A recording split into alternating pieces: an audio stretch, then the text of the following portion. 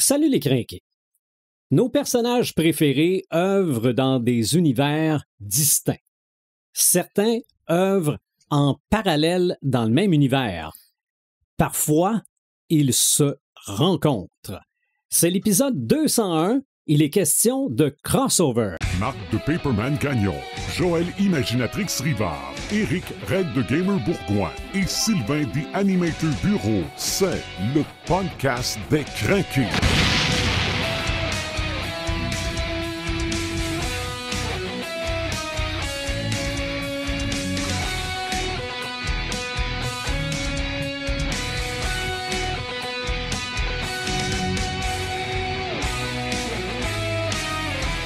Pour le 201e épisode, on parle de crossover, de crossover. Je savais pas comment le dire. Salut Paperman. Salut. Salut Imaginatrix. Hello. Et Red the Gamer en vacances ou dans en immersion. Dans un univers parallèle. Il est passé du monde réel au GN du côté de Bicoline. Alors, bonne semaine d'immersion à notre ami Red the Gamer. Yes. Donc, est-ce qu'on dit crossover ou crossover? C'est quoi le terme en français? En français, J'ai on pourrait aucune idée. dire une incursion ou un récit croisé. J'aime bien récit croisé. Ouais, moi aussi. J'aime bien ça parce que ça définit bien ce que c'est, mais on va commencer par le dessus de l'iceberg et probablement qu'on va se rendre compte qu'on pourrait descendre très, très, très longtemps. Vous pouvez nous écouter par différentes plateformes de streaming. Vous pouvez nous suivre par notre page Facebook. On est là justement pour prendre un sujet de la culture populaire et montrer à quel point il est probablement plus vaste qu'on le pense. Ce qu'on appelle un crossover, faut pas confondre ça avec un caméo. Oui. OK? En fait, je vais vous en parler, mais il OK. peut y avoir des caméos crossover. OK. Bon, ben, Ça peut être un type de caméo, OK, mais ce n'est pas automatiquement un caméo. OK. Ben, je te laisse aller, puis quand Oui. on arrivera dans les caméos, j'interviendrai peut-être un petit peu. Tu vas sûrement répondre à mes questions. Parfait. Mais en fait, pour faire ça simple, un crossover, selon une définition que j'ai trouvée sur le lexique TV du blog L'Éclaireur de la FNAC, un crossover serait une fiction réunissant des personnages, des arcs narratifs ou des univers qui sont originellement différents et distincts.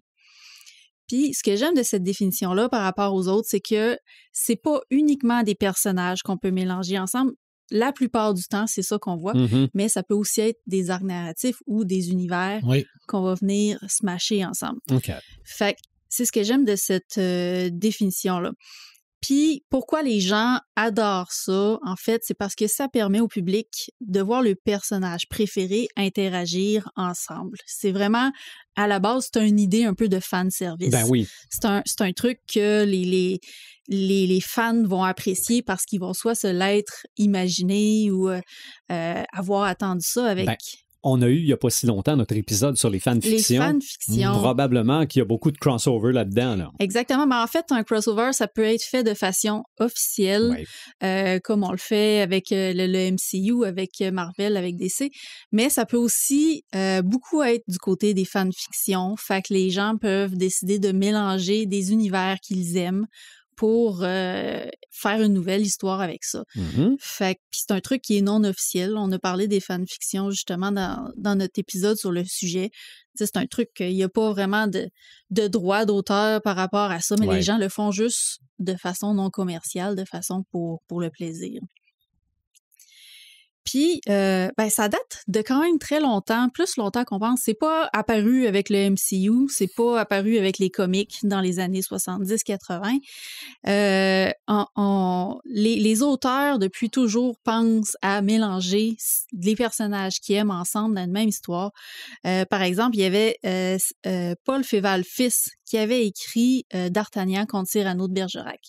Fait qu'il avait décidé de reprendre ces deux histoires-là. Je pense même il l'avait fait en 2 volumes. Qui gagne? Je sais pas, mais je sais que dans le 2e volume, c'est la réconciliation. Ah, OK. Fait que bref, c'est ça. C'est pas une idée qui est nouvelle. Mais moi, ce qui m'intéresse beaucoup, c'est que, en fait, c'est un outil narratif qui peut être très intéressant à utiliser pour ses propres histoires. Les avantages de mélanger deux univers ou de mélanger des personnages de deux univers ensemble, évidemment, ça fait augmenter les enjeux. Mhm. Le fait qu'on ait plus de personnages va augmenter le nombre de possibilités, va aussi rendre les trucs un peu moins prévisibles parce qu'il y a plus de possibilités. Là. On peut pas, des fois, on voit ça moins aller. Puis, l'avantage aussi, c'est que quand on écrit une histoire, c'est très difficile de mettre beaucoup de personnages parce que faut que tu rendes ces personnages-là attachants. Ça peut devenir mélangeant aussi quand tu mets trop de personnages puis ils sont pas assez bien campés. Tandis que là, on peut le faire parce que c'est des personnages qui sont déjà connus du public. Ouais. Fait qu'on enlève cet élément-là un peu mêlant pour les gens qui connaissent le fandom, évidemment. T'as pas besoin de les développer, ils sont déjà Ils sont développés. déjà développés. On rentre directement dans le vif du sujet. Ouais. Exactement. Fait que c'est un peu moins mêlant, puis ça permet aussi d'aller chercher un public plus large. Moi, par exemple, j'ai jamais été une fan de Captain America, mais il s'est intégré dans les Avengers, puis veux pas, si tu veux suivre tout l'univers au complet, tous les films au complet, ben t'as comme pas le choix de connaître l'histoire de Captain America au travers de ça. Fait que c'est sûr que l'idée, c'est d'aller chercher les gens qui sont fans des deux pour leur faire plaisir, mais tu peux aller chercher des nouveaux fans aussi en faisant ça. Encore là, c'est à faire attention. Ça peut être une lame à double tranchant.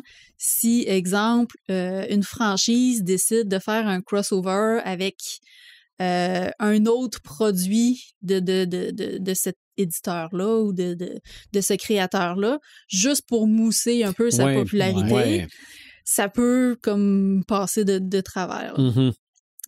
Puis sinon, au niveau des inconvénients, le principal inconvénient, c'est le risque de décevoir les attentes des fans. Fait que, j'aurai quelques exemples effectivement. au cinéma. Puis, c'est plus difficile aussi de développer la psychologie des personnages parce que justement, vu qu'il y en a beaucoup, on peut pas comme rentrer dans leurs conflits internes et tout ça plus profondément. Il faut vraiment couvrir tout le monde. Là. On peut pas en privilégier un plus qu'un autre. À la base, surtout quand on parle de super-héros, à la base, sont comme tous sur un pied d'égal. Là.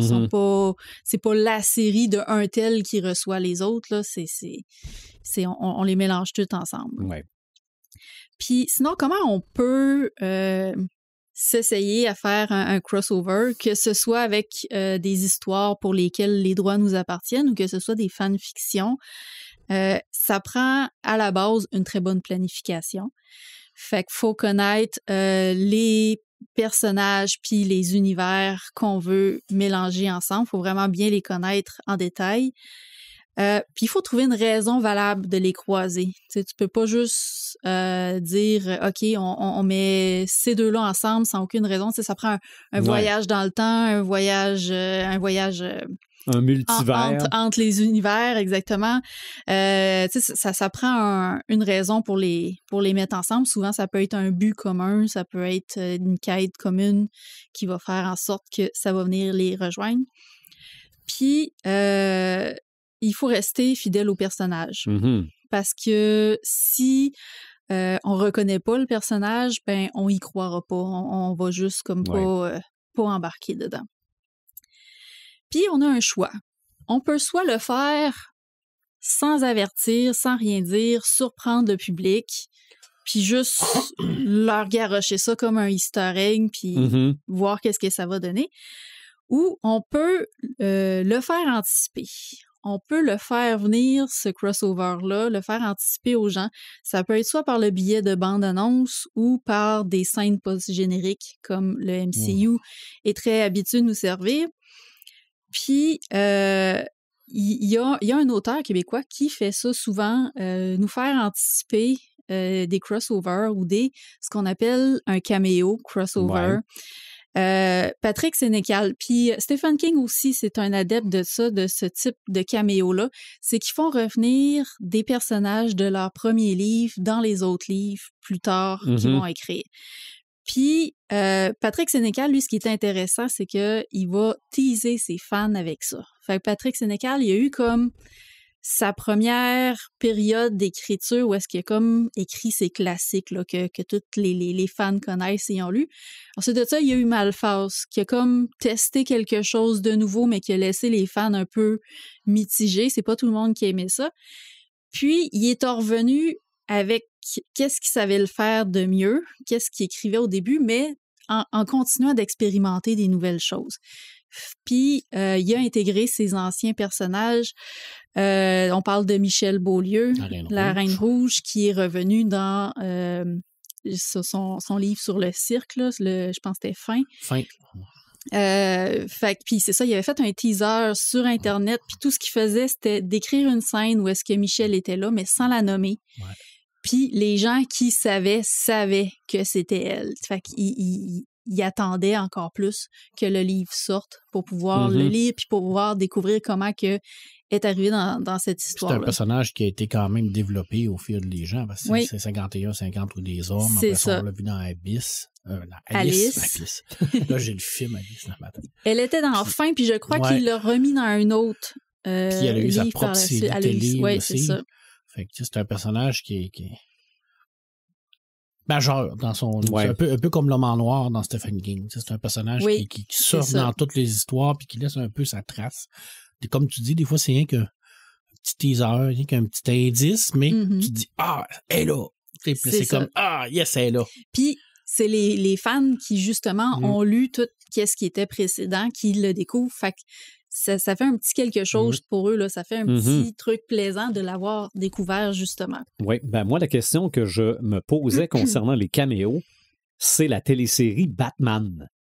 OK? La télésérie Batman, là, je veux dire, quand il grimpait le long d'un building, il y avait toujours quelqu'un, un personnage ou un acteur qui sortait la tête par la fenêtre.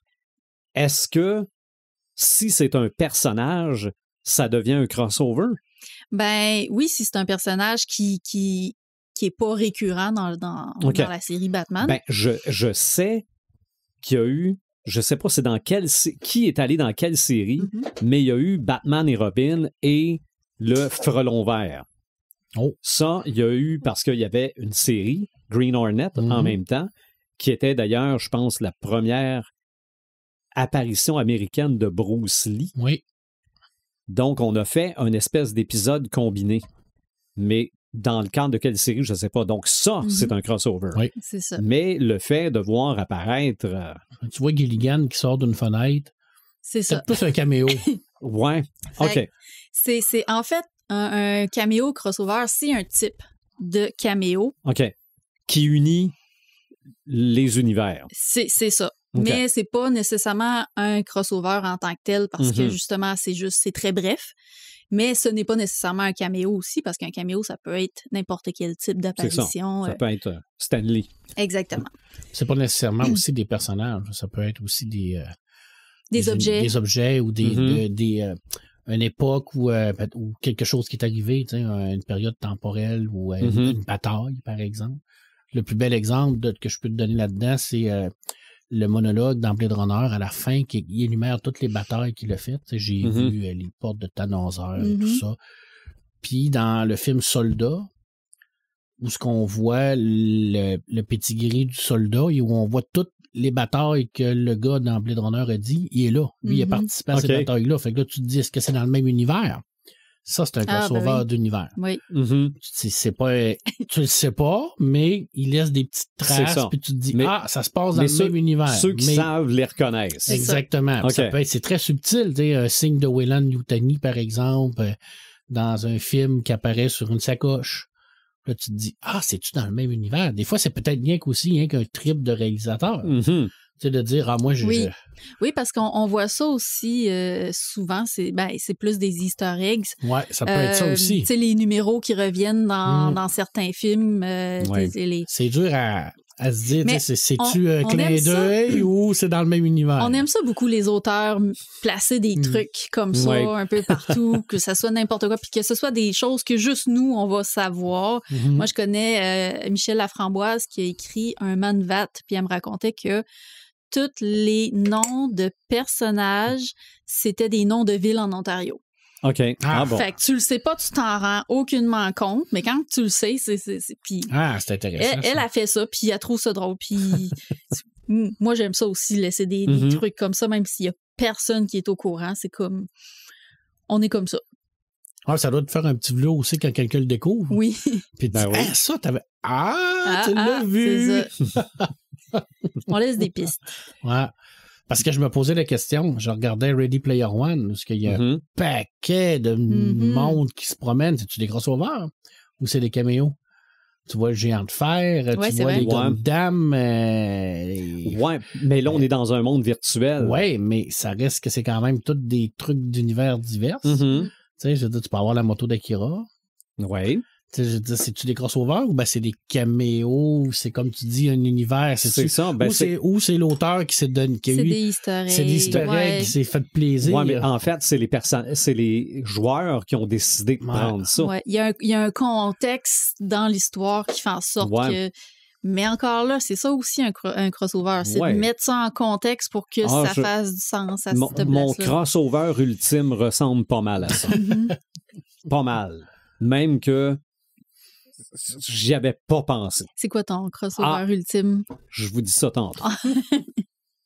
Marc, oui. Dans la littérature et dans la BD. Moi, je suis resté dans les comics. Oui, ben là. Parce que dans la littérature, je me suis pas posé la question, comme on discutait un peu avant le podcast, de savoir, on remonte à quoi, à quand pour les crossovers. Est-ce qu'on a déjà vu ça, des personnages qui sont mélangés? Sûrement parce que Lovecraft et Clark Ashton Smith ont beaucoup travaillé ensemble, puis des fois, ils amenaient des éléments. Avec Howard aussi, le créateur de Conan, ils se sont partagés des trucs qui ont été dans l'univers, mais je suis resté dans les comics. Oui. Parce qu'il y a un sage qui m'a dit, reste dans les comics. Non, tu peux te contenter de ça, mais je me suis contenté de ça, puis là, j'ai fait comme, OK, je vais aller dans ma mémoire, je vais me rappeler, moi, qu'est-ce que j'ai lu dans ma jeunesse, dans ma vie d'adulte, toute ma vie de lecteur de comics, dans Marvel et DC, qui m'a et Image aussi, qui m'a le plus marqué, puis je vais en parler. Ben oui. Puis on va en discuter ensemble. Puis là, j'ai fait une petite liste, fait que je vais avoir l'air de dropper des noms. Mais c'est à peu près ça aussi. Je vais faire la même chose. Écoute, on est rouillé un peu, là, ça fait longtemps qu'on n'a pas fait ça. Là. Écoute, je suis remonté au premier que je me souviens, mais je pense que c'est un des premiers dans DC aussi. Je remonte à ça, c'est Spider-Man contre Superman. Écoute, on est en 76. Je crois que c'est dans les premiers qui est arrivé. Puis là, on parlait de deux compagnies quand même qui étaient en compétition. Les deux majeurs. Ouais. Et on parlait des deux personnages qui vendaient le plus aussi parce que Spider-Man, c'est le personnage qui était le plus populaire et c'est encore un des personnages les plus populaires dans Marvel. C'était... les enfants avaient soit un pyjama d'un ou de l'autre. Ouais, ben Superman... Ou les deux. On va se le dire, là, Superman, c'était Superman, je veux dire.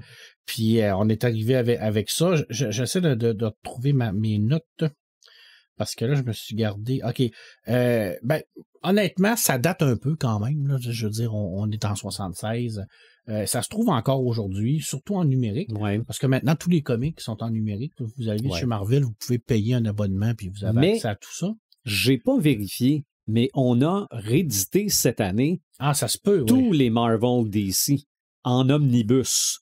Regarde, c'est une encyclopédie pas achetable, là, mais si ça vous tente, ça existe. Et celui-là, si c'est le premier, doit être dedans. Il doit être dedans, effectivement. Mais ça reste que c'est quand même un classique. Je veux dire, les deux personnages iconiques qui se battent ensemble. On s'entend qu'ils se battent, mais ça reste que c'est deux gentils. Oui. Tu sais, je veux dire. Et dans Marvel, des crossovers, c'est pas non plus seulement des crossovers avec DC. C'est que souvent, c'est des crossovers entre des séries. Oui. Tu sais, je veux dire, à cette époque-là, chaque personnage avait ses séries. Oui. Et là, on amenait ces personnages-là à l'intérieur des séries. Ben, il y avait... ça, c'est quelque chose que je me suis rappelé. Oui, parfois, tu avais des personnages de d'autres séries qui apparaissaient dans la tienne. Oui. Mais parfois, l'histoire commençait dans la tienne, puis il fallait que tu achètes l'autre numéro de l'autre série. Ouais, ça, c'était vraiment une belle façon de faire de l'argent. Oui, absolument. Parce qu'on va se le dire, là. Écoute, moi, dans mes préférés, Puis là, je vais peut-être... Excusez-moi, hein, j'ai un petit peu de difficulté avec ma voix ces temps-ci. Alan Moore, qui est un de mes auteurs favoris. La Ligue des Gentlemen Extraordinaires.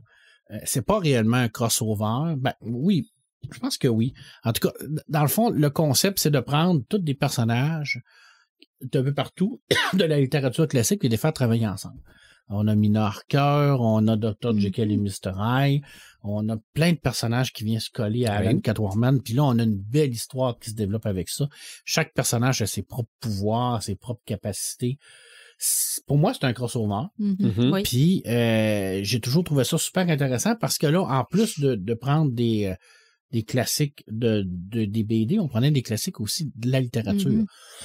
Fait que là, c'était comme un immense crossover entre les genres puis entre les médiums. Et c'est une très, très belle histoire. Ne vous fiez pas à l'adaptation qu'il y a eu. Au cinéma. Fiez-vous à la bande dessinée qui a été rééditée récemment, comme tu dis, en omnibus.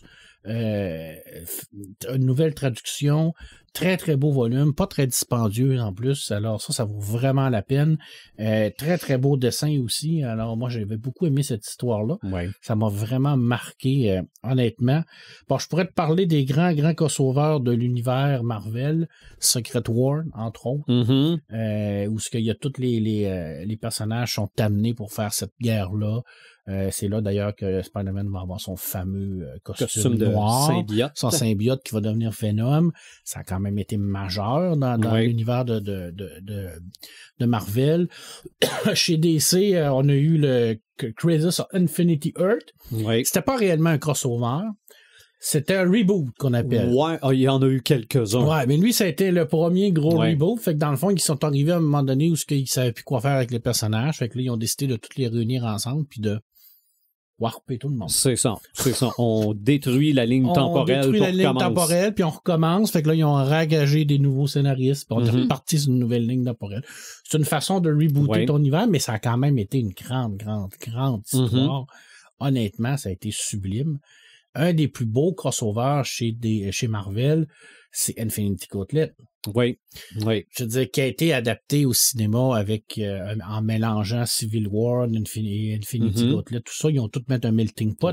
Mais Civil War, c'en était tout un. Civil War, c'en était un méchant gros code, parce que là, on avait tous les personnages de Marvel étaient à l'intérieur de ça. Et puis, on se battait. Là, c'était vraiment deux clans qui se battaient, puis ça a eu des conséquences. Il y a des personnages qui sont décédés, qui sont jamais revenus après ça, là, je veux dire. C'est ça. Parce qu'habituellement, quand quelqu'un meurt dans les comics...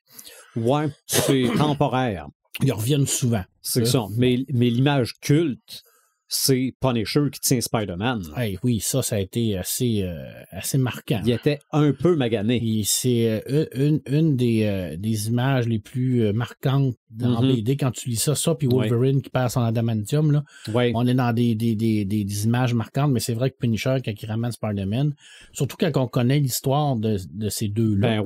Parce que Punisher a fait beaucoup de crossovers avec Spider-Man. À la base, il est apparu dans Spider-Man, mais après ça, il est devenu extrêmement populaire. Il a eu sa propre série et ils se sont rencontrés dans plusieurs crossovers en amis et en ennemis. C'est ça. Mais bon, c'est quand même... Prochaine rencontre dans le prochain film. Exactement, ça continue. On est encore là et ça continue. Écoute, je pense que Secret War, pas Secret War, mais Civil War, qui a été republié en version coffret, 5 tomes, magnifique, un peu cher, mais si vous avez quelques sous et vous voulez avoir une histoire extraordinaire, c'est merveilleux, honnêtement. Et je reviens à Infinity Gauntlet. Infinity Gauntlet, c'est la fameuse histoire des pierres de l'infini. Là, ça, c'est un méchant crossover. À l'origine, tu avais la quête de Thanos, tu as eu Infinity Gauntlet, après ça, tu as eu Infinity Ward. C'était 3 arcs narratifs qui tournaient autour d'Infinity Gauntlet. Et puis, chaque personnage avait sa propre histoire par rapport à Infinity Gauntlet qui était dans sa série propre à lui. Exemple, Hulk avait sa propre. Là, tu avais un crossover avec une autre série. Si tu voulais tout avoir, ça coûtait une beurrée. Ça coûtait une beurrée. Tu pouvais te contenter des 6 tomes d'origine, mais tu voulais avoir l'histoire générale. Mais ça reste que tous les super-héros sont là. Parce qu'ils s'en vont tous dans l'espace pour essayer d'aller se battre contre Thanos. Et ils meurent tous de façon horrible. Ils vont finir, on le sait, parce que le Warlock, dans la série, c'est pas le Warlock qu'on a vu dans les films. Non. C'est extrêmement puissant. Il va faire revenir tout ça, mais c'est extraordinaire. Que c'est bien fait, que c'est bien écrit. On dit souvent que les méchants, c'est souvent unidimensionnel, puis tu sais, c'est comme je suis bon, puis là je parle, mais Thanos, il est pas comme ça. C'est un des plus beaux méchants qui a jamais été fait au niveau des comics et dans les films aussi. Ils ont bien réussi à recréer ça parce qu'il y a une justification à ce qu'il fait, puis on se dit comme c'est pas bête. Tu sais, je veux dire, c'est horrible. Mais en même temps, tu te dis, OK, je comprends ses motivations. Dans la BD aussi, on les comprend. Il y avait aussi une petite histoire d'amour dans la BD avec la mort. Parce qu'il voulait comme être le copain de la mort, puis la mort était comme un peu comme reculé de tout ça. Ouais. Il y avait Mephisto à côté de lui qui soufflait des affaires, qui dans le fond, lui, ne voulait qu'avoir le gant.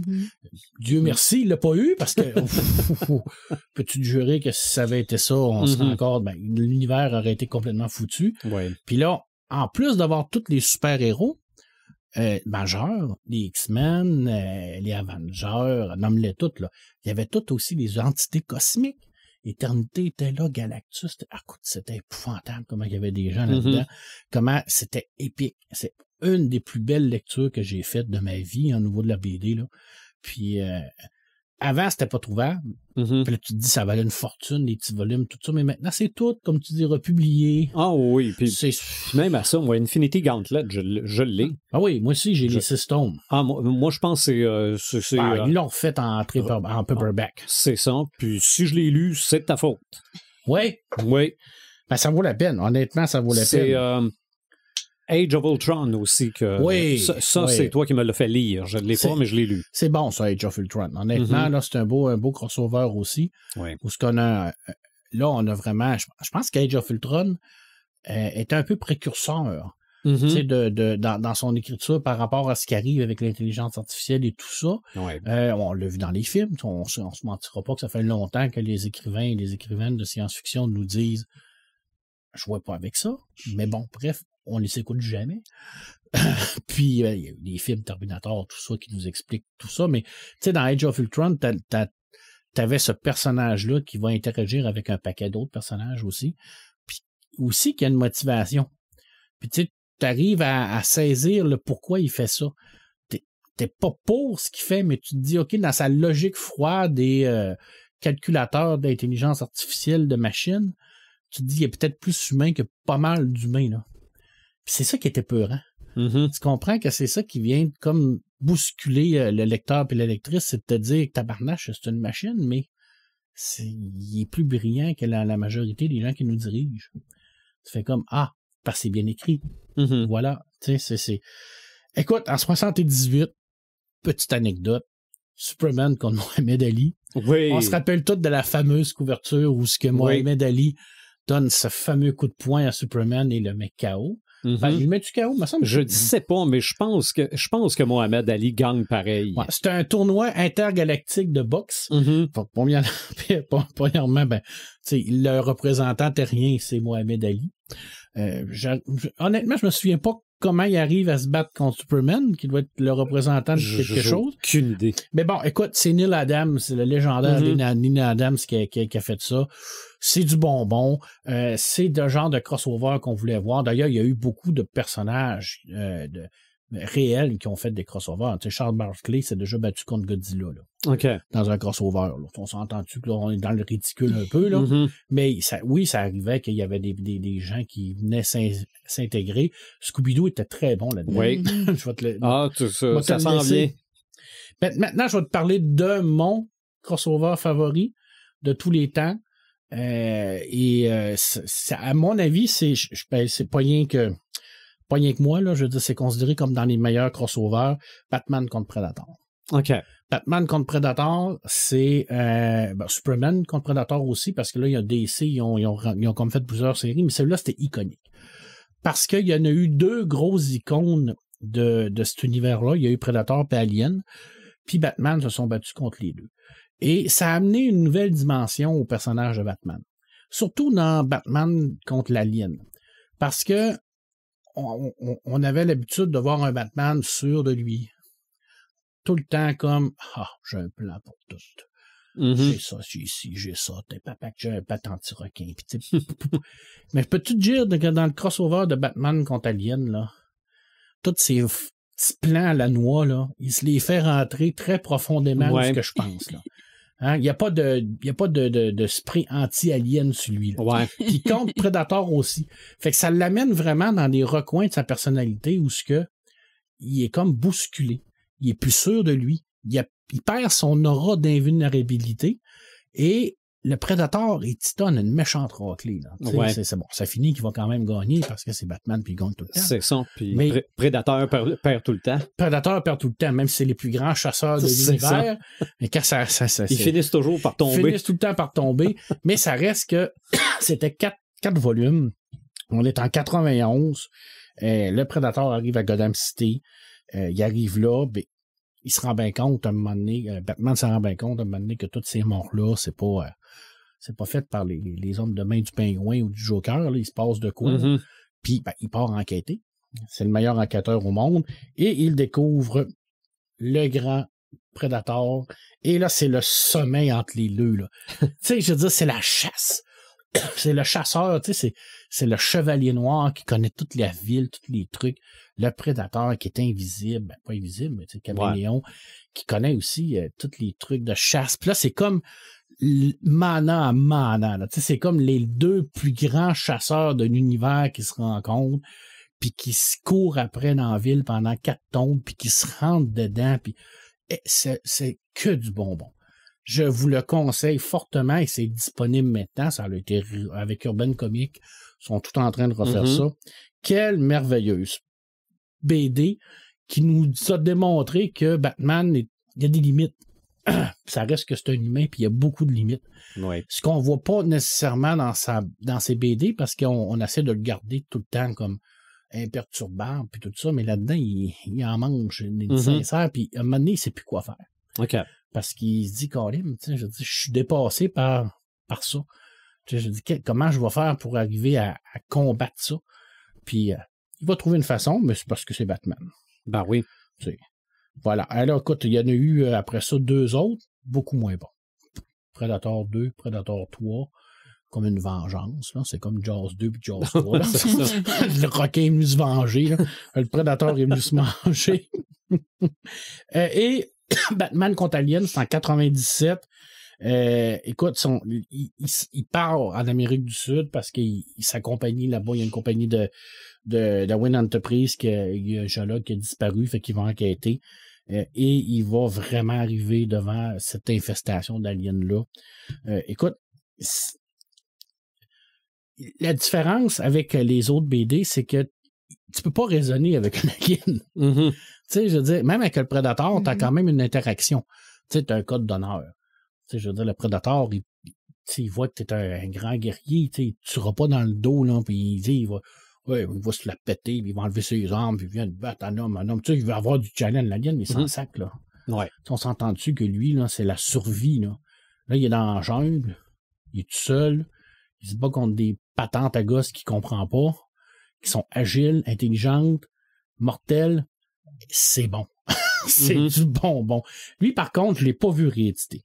OK. Et en plus d'avoir tout ce côté de Batman, là, t'as le côté horreur aussi, tu sais, je veux dire, c'est quand même, ça reste quand même que c'est des créatures très horrifiques, là, on s'entend, là. Puis j'avais bien aimé ça, mais j'aimerais ça le relire. Mais je l'ai jamais trouvé, puis moi, je l'ai pas, je l'ai déjà eu, mais je sais plus ce que c'est rendu, probablement d'une boîte dans un garde-robe chez mon frère à l'abbé, là, qui traîne à quelque part, ça me tente pas réellement d'aller chercher ça là, mais c'est vraiment ça. Et bien entendu qu'il va gagner à cause de sa ruse, à cause de son intelligence supérieure à la bête, mais ça va quand même être une remarquable confrontation entre les deux. Puis l'alien, et le prédateur se sont battus un peu partout aussi. Là. C'est comme devenu un running gag un moment donné. Là. Tu pouvais l'amener n'importe où. Là. Il y a sûrement eu un archi contre Predator, ou un archi contre Conan, ou Conan contre Alien. Je sais pas pourquoi. Parce qu'officiellement, il y a quand même des droits d'auteur. c'est pas dans le domaine du public. Ça appartenait quand même à quelqu'un. Tu sais, il me semble qu'à l'origine, c'était pas DC Comics, c'était comment ça s'appelait? Dark Horse. Dark Horse, ouais. Puis, probablement que Dark Horse a été racheté par DC, j'imagine, à cette époque-là. Je connais pas l'origine de tout ça, parce qu'ils ont fait beaucoup de crossovers avec Predator et avec Alien, un peu partout. Mais je terminerai avec un petit bonbon, Todd McFarlane, qui a fait un crossover Batman contre Spawn. Ouais. Donc, c'est comme... c'est ça. Ouais. c'est Batman contre Spawn. OK. On aime ça. Des Spawn avec surtout le style de McFarlane. Oui. Les capes devaient être très grandes. Les capes très, très grandes qui fait 4 cases avec les chaînes à pu finir qui défient les lois de la gravité. Ça, c'était extraordinairement. Oui. Ben, c'est son style à McFarlane. Ben oui. Qui a quand même été un acteur majeur dans Image Comics. Quand ça a comme pété. Là. C'est ça. Mais puis, dans Marvel aussi, non? Oui. Je veux dire, oui, parce qu'il a fait Spider-Man. Spider-Man, il a fait Hulk aussi. Aussi Hulk, oui. C'est un dessinateur de génie. Là. Je veux dire, il avait vraiment son style à lui, propre à lui. Puis ça, moi, j'adorais ça. Puis il a fait beaucoup de figurines aussi. Oui, ben il en fait encore. Il en fait encore. Tom McLaren Toys. Oui. Puis ils sont belles. Moi, j'en ai quelques-unes de ces figurines. Là, puis tu payes un peu plus. Là. Oui. Mais ils sont magnifique. Écoute, il y en a plein d'autres. Écoute, il y a eu Avengers contre la Justice League. Ouais. Là, on tombe un peu plus dans le fanfiction. On voulait savoir qui allait gagner. Je pense que Superman s'est battu contre Hulk aussi. Oui. Ben, plus qu'une fois. Mais la BD que moi j'ai, le Superman Hulk, c'est que c'est dessiné comme le début des années 60. OK. Comme Hulk était à ce moment-là, comme Superman était à ce moment-là, puis il y a des éléments qui se passent dans l'histoire qui se passaient aussi dans chacun de leurs comics. Donc, c'est comme si là, ils étaient vraiment tous les deux dans le même univers. Là. C'est vraiment une bonne BD. Puis le personnage de fiction dans la littérature classique, je te dirais, que je connais qu'il y a le plus de crossovers, c'est Sherlock Holmes. Parce qu'il a été un peu partout. Il a été contre Jack l'Éventreur, il a été dans l'univers de Cthulhu, il a été dans l'univers d'un paquet de monde. Il est aussi... il est partout.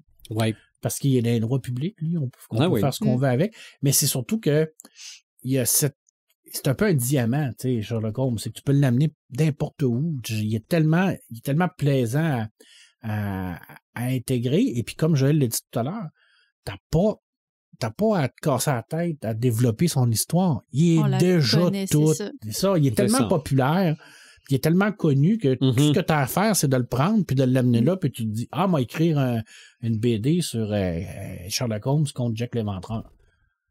T'as pas besoin de le développer, là. Le monde va ouvrir la BD puis ils vont se dire, c'est Sherlock Holmes, c'est super détective. C'est fini, c'est fait. Oui. Tu l'as, là.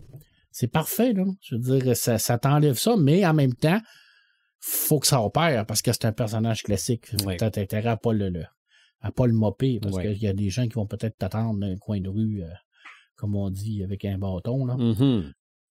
Métaphoriquement, pas dans la vraie vie, mais... Des fois, ça se pourrait quand même. Ça se pourrait, mais j'ai pas fouillé dans la littérature, vraiment, là, savoir, il y en a sûrement, là, dans des mélanges de mondes. Lui que je trouvais le plus, c'était lui que je vous ai parlé dans l'eau, Blade Runner, puis c'était dans le même univers. Moi, je pense que c'est plus un clin d'œil d'un réalisateur qui s'est dit moi, j'aime ça. comme George Lucas a fait pour Indiana Jones. Il y avait des easter eggs de Star Wars un peu partout. Là. C'est ça. Il n'y a pas E.T. dans Star Wars à quelque part aussi? Oui. Est-ce que c'est un crossover entre les deux? Je ne sais pas. Ça veut dire que E.T. existe dans l'univers de Star Wars. Hey, d'ailleurs, petite anecdote sur E.T. que j'ai réécouté pendant mes vacances. OK. Puis là, j'ai fait un parallèle. C'est comme Maman, j'ai raté l'avion, E.T., dans le fond. Maman, j'ai raté mon vaisseau. Ben oui. Oh oui. Là, je me disais à Sophie, j'ai dit, tabarouette, c'est la même histoire que Maman, j'ai raté l'avion, mais avec un extraterrestre. Il est laissé par ses parents tout seul, il est pogné là, il sait pas quoi faire, tout ce qu'il veut, c'est trouver ses parents. Puis j'ai dit, c'est bon. Il n'y a pas rien que les humains qui ont des mauvais parents. Ouais. Les extraterrestres aussi ont des mauvais parents. C'est ça. Puis t'as les méchants qui veulent capturer pour le disséquer. Ben, en fait, on pense ça. Mais, Ouais, c'est vrai. mais finalement, le chef scientifique, là, il n'est pas méchant pantoute. Non, c'est vrai. Avec le recul. Mais petite anecdote, parce que vous savez que je chochote au bout. Là. Puis E.T., moi, j'ai vu ça au cinéma quand ça a sorti. Mhm. La dernière fois que j'ai vu qu'il passait à la télé, j'étais en train de parler au téléphone avec ma mère. C'était le moment où Elliot le ramenait à son vaisseau. Je suis parti. Non. Je veux pas voir ça. C'est un très bon film, Mm-hmm. honnêtement. Là. Ouais. Ça reste un film majeur de la science-fiction, puis c'est encore une preuve que les extraterrestres, c'est pas toujours des gens qui sont là pour nous détruire, puis nous anéantir, puis nous C'est vrai. c'est comme non. Je veux dire, ça peut être rien que des gens qui sont venus ici C'est ça. Puis Pour explorer. pour explorer comme En voyage. honnêtement, là, présentement, puis je te passe la POC après ça, j'ai beaucoup plus peur que ce que l'homme pourrait faire sur une planète extraterrestre que ce qu'un extraterrestre pourrait faire sur notre planète. C'est clair. Puis Mais- nos craintes viennent de là, nos craintes Ouais. envers ceux qui sont projetés dans Ouais. l'histoire, ils viennent du fait que c'est notre vision de qu'est-ce qu'on ferait, nous, si on était à leur place. Mm-hmm. Bref. Je rajouterais, moi, peut-être deux petites choses Ben oui, concernant vas-y. la BD. Mhm. La première fois, parce que il y a sûrement eu une première fois où Batman s'est retrouvé à Metropolis, Mhm. où Superman s'est retrouvé à Mm. Gotham, ça devait être un crossover. Mhm. Sûrement, oui, parce que c'était deux séries distinctes, deux personnages à l'opposé. Oui. Ben, la Justice League, à la base, Ouais. c'est un crossover. Mhm. Oui, parce que c'est tous des personnages extrêmement populaires qui avaient Mm. leur propre série. Ouais. Ils ont tous réunis pour faire une équipe. Et en dessin animé aussi, ça a été un crossover. Parce que tu avais Batman The Animated Series. Après ça, ils ont fait la série Superman. Mhm. Mais à un moment donné, ils ont fait un film avec Batman, Superman, avec le Joker et Lex Luthor. Mhm. C'était clairement un crossover. Non? Ça, je l'ai d'ailleurs en DVD, c'est excellent. Mais le summum du crossover, là, Vas-y. pas en film, en BD, selon Ouais. moi, c'est même plus un crossover, c'est un mesh en anglais, là. C'est amalgame. Quand ils ont unifié Marvel et DC, Ah oui, OK, ils ont fusionné. C'est le mot que je cherchais. C'est même pas un crossover, c'est une fusion parce que tu avais Super Soldat, qui était le mélange de Captain America et de Ok. Superman. Tu avais The Claw, je pense, que c'est un mélange entre Batman et Wolverine. Non, tu avais un paquet de mélanges, là. Mhm. C'est fou comment ils ont pu penser à ça. C'est vraiment parce que là, t'as Marvel DC, puis là, à un moment donné, il se passe de quoi, puis poup, ça fusionne, ça devient amalgame. Fait que c'est comme des nouveaux personnages Ouais, qui ont intégré. ouais. Mais non, ça, j'avais trouvé ça fort intéressant. Pour ce qui est de l'écran, moi, le plus loin que je me rappelle des crossovers, c'est L'homme de 6 millions et la femme bionique. Oui. OK? Bon, évidemment, la femme bionique, origine de la série, L'homme de 6 millions, mais à un moment donné, il y avait des arcs narratifs où les deux séries se combinaient. Ça avait des codes d'écoute de la mort. C'est sûr, c'était deux C'est ça. séries de fous. Là. Oui, puis on est aussi à l'époque de 3 postes en anglais, là. Fait que quand tout le monde en écoutait un des 3, ça faisait de très, très grosses codes d'écoute. Avec des effets spéciaux. Ben, pour l'époque, c'était hot. Oui, ça oui. Ça, moi, j'y croyais. J'y croyais. Donc ça, je me rappelle de ça. Mais il y en a eu avant. Entre autres, la télésérie I Love Lucy avec Lucille Ball. Il y avait Superman. Parce que Superman, la première série télé, c'était en noir et blanc, avec George Reeves, ou Reeves. En tout cas, il y a Christopher Reeve puis George Reeves, avec le S à la fin. Donc, il apparaissait dans un épisode, mais c'était pas l'acteur qui faisait une apparition dans... Non, c'était Superman. Metropolis semblait exister dans l'univers de I Love Lucy.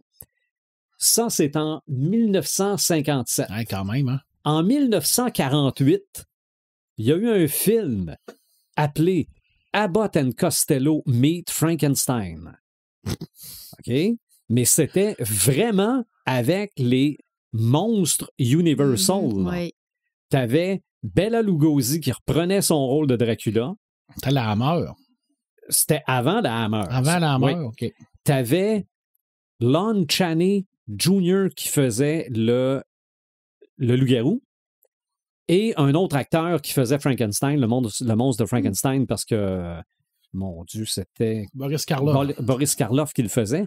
Mais, bon, Abbott et Costello, 200 dessins, là, c'était ça, mais les monstres agissaient exactement comme dans leur film. Là.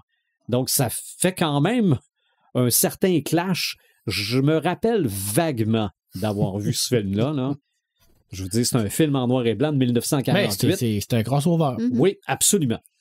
Il y a eu un crossover des Tortues Ninja avec les Tortues Ninja. Ah, je sais qu'il y en a eu avec Batman. Ben, un peu comme ils ont fait avec Teen Titans. Oui, Teen Titan oui. et Teen Titan Go. Oui. Mais les Tortues Ninja des années 2000 retrouvaient les Tortues Ninja des années 80. Ah. Donc, tu avais les deux styles de dessin dans le même épisode. Mais ils sont allés encore plus loin que ça, Teen Titan. Parce que dans un des films, c'est toutes les Teen Titans des époques différentes. OK. Il y en a à peu près, une centaine. Ouais. Puis il y a les Team Titans qui vivent dans l'eau. C'est comme le multivers des Teen Titans. Ça. Écoute, il y a une équipe de Team Titans qui vit dans l'eau. Là. Mais les deux séries, le Teen Titan puis Teen Titan Go, je l'ai en DVD. Fait que quand ils arrivent dans la planète pour combattre le monstre, puis qu'ils sont à terre, puis qu'ils sont en poisson, puis qu'ils bougent plus, c'est niaiseux. Écoute, c'est niaiseux, là. C'est... Les Flintstones. Ah oui. OK? Les Flintstones, c'était la famille préhistorique, mais il y avait la famille du futur aussi. Les Jetsons. Qui étaient les Jetsons. Il y a eu un film où je pense que c'est les pierres à feu qui s'en vont dans le futur, malgré que les Jetsons reviennent peut-être aussi dans le passé. Ouais. Oui, c'est vrai, parce que il y en a un qui pousse la tondeuse, qui est un espèce de dinosaure qui mange le gazon. Puis son père lui dit « Force pas trop », puis il dit « Non, c'est tout lui qui fait le travail ». Puis le dinosaure répond « Enfin, quelqu'un qui voit la réalité. Qui reconnaît mon travail ». Ah, parce que c'était la même compagnie qui les faisait. Oui, c'était Hanna-Barbera. Non, les Jetsons, c'était clairement les pierres à feu dans le futur. Ouais. Les Defenders, sur Netflix, ben oui. C'était les 4 séries Marvel qui se retrouvaient toutes dans la même série. Donc, puis il était en BD aussi, les Defenders. Oui, mais je suis pas sûr que c'était eux autres. Non. Il me semble les Defenders dans BD, c'était pas Hulk puis Doctor Strange. Ouais, puis il y en avait un autre, là, un troisième, je me souviens pas qui, là, mais c'était pas ça. Mais là, tu avais les 4 personnages des séries qui étaient très bons d'ailleurs. Puis on n'est plus capable ils sont comme disparus. Ben, je sais pas, c'est pas revenu sur Disney+.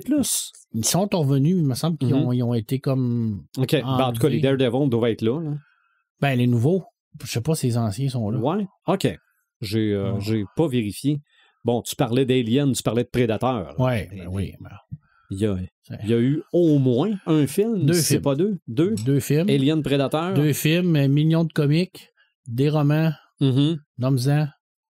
C'est Dark Horse ont capitalisé sur leur... Ben, il n'y avait que ça, Dark Horse. Je veux dire, il y avait d'autres choses, mais leur gros vendeur, c'était Alien et Predator. Fait qu'ils ont fait comme on y va à fond. Ils sont allés à fond, puis ça a fait des super belles histoires. Ouais. Ils ont vraiment des beaux omnibus, là, où ils ont fait beaucoup d'histoires entre les deux, là. Ça valait vraiment la peine, mais il y a d'autres choses que tu te dis, ouf, ils ont poussé un peu le bouchon trop loin. Mais c'est un peu comme la ligue des gentlemen extraordinaires. On est mieux avec la BD qu'avec les films. Ouais, ben les films sont quand même potables. Je veux dire, les 2 qu'ils ont fait, c'était quand même pas pire. C'est sûr que faut pas que tu te regardes ça dans une finalité d'univers, de comprendre comment ça s'intègre dans l'univers d'Alien, parce que ça s'intègre pas.